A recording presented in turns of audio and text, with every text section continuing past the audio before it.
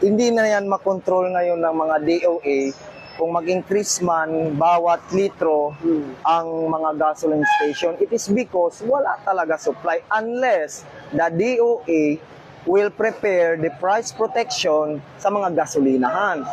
At saka, prepare din sila na dapat may mga consistent supply sa bawat gasolina. So that was the time na pwede sila magsabi na huwag itaas ang presyo. At the same time, wala nang dumarating na order from Middle East. So alam din nila na hanggang April 15 na lang ang fuel ng Pilipinas. So yun na lang. So sabi nila sir, hindi sila sa gusto niya. No, wala na yun. Yun talaga. Wala tayong magagawa kasi wala tayong supply sa Pilipinas unless mag-allow ang Brunei at saka Malaysia. Pag allowed tayo magdala dito ang Brunei at saka Malaysia, possible